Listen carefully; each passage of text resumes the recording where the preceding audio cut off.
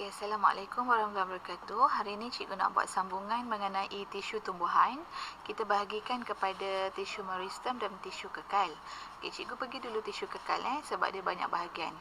Jadi dalam tisu kekal kita bahagikan kepada 3, tisu epidermis, tisu asas dan tisu vaskular. Tisu asas ni ada 3 jenis, tisu parenkima, tisu kolenkima dan tisu sklerenkima. Okey, dengan kata lain ni macam inilah. Kalau pokok tu kan, kalau kita tebang, okey, ni pokok. Okey. Okey, pokok kan. So kita tebang bahagian ni. Okey, kita tebang. So bila kita buat kerata rentas dia jadi macam ni. Okey, biasa macam ni kan. Okey, dia ada layer. Okey. Biasanya yang kat bahagian luar ni, ialah tisu epidermis. Kat bahagian luar ni tisu epidermis. Okey. So kalau bahagian tisu epidermis tu kita tahulah dia merupakan lapisan yang melapisi permukaan luar. Permukaan luar. Okey. Lepas tu biasanya dia ada lilin ataupun kita panggil dia kutikel. So fungsi lilin kutikel berlilin ni, fungsi dia kalis air lah. Okey, kalis air. Okey. Satu lagi, bila dia kalis air secara tak langsung dia akan elak kehilangan air. Air yang banyak oleh pokok tersebut lah. Okey, melalui proses 2 proses. Penyejatan ataupun melalui transpirasi. Okey. Fungsi yang kedua, okey, ini fungsi yang pertama. Fungsi yang kedua, lilin ni juga dia sebenarnya lindungi daripada kecederaan. Jadi kalau kena batang pokok ke, kena gigit dengan serangga ke, dia boleh lindungi lah, macam perisai lah kan. Dan yang ketiga, fungsi dia itulah, dia lindungi daripada patogen. Contohnya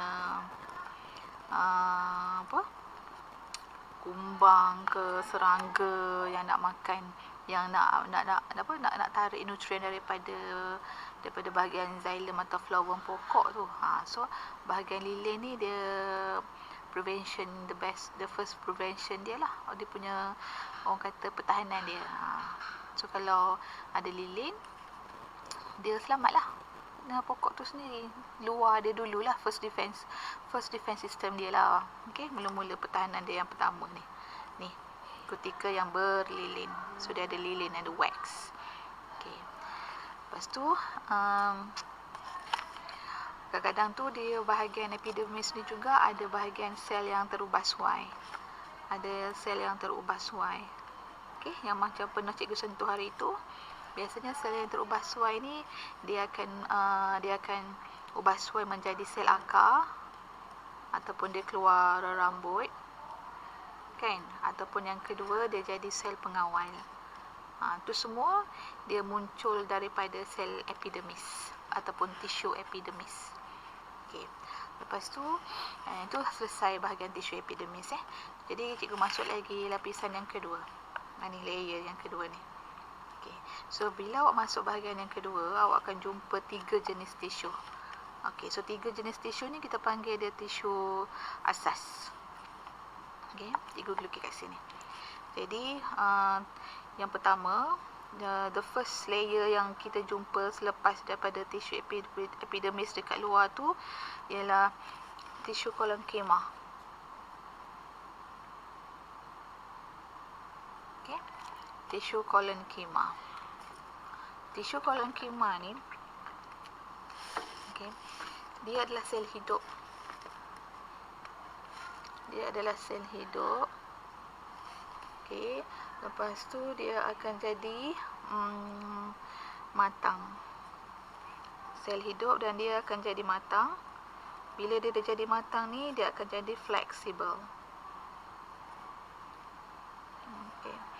Kemudian dia ada juga pektin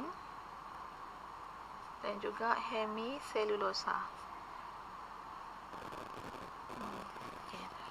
Lepas tu dinding sel dia lebih tebal. Okey, fungsi dia bagi sokongan mechanical.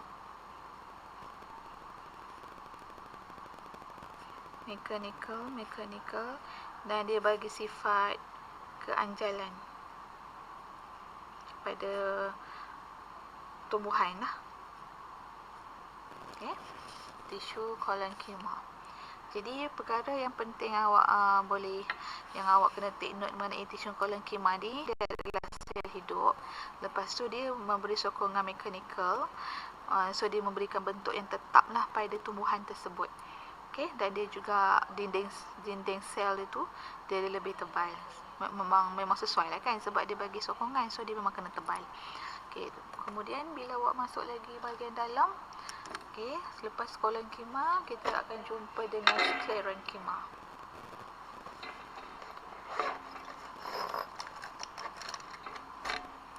Okay, so bahagian second layer ni, alah, cikgu pun putus-putus. Okay, cikgu lukis gerak je lah okay, yang warna biru ni. Okay. Yang warna biru ni ialah tisu sclerenchyma.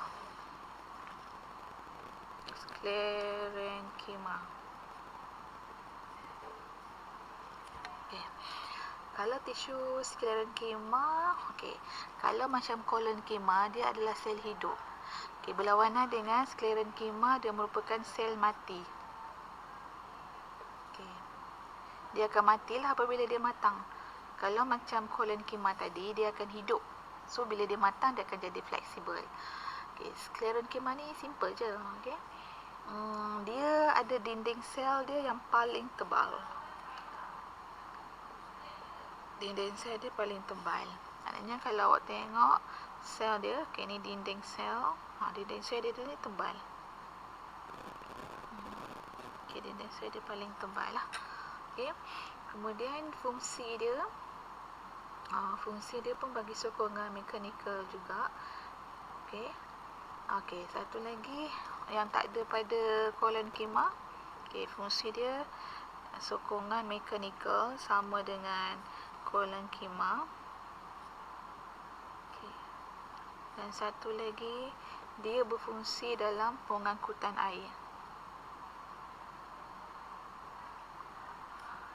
Air dan nutrien.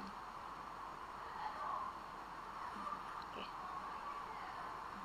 Okay, itu adalah sclerenchyma. Lepas tu bila awak masuk lagi bahagian dalam, okay, awak akan jumpa dengan parenchyma.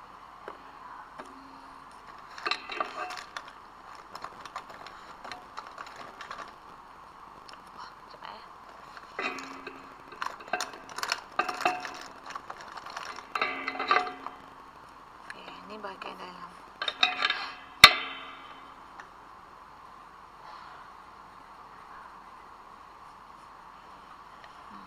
Okay. So yang ni ialah lapisan yang ketiga lah kat bahagian dalam dia. Yang ni ialah tisu parenchyma.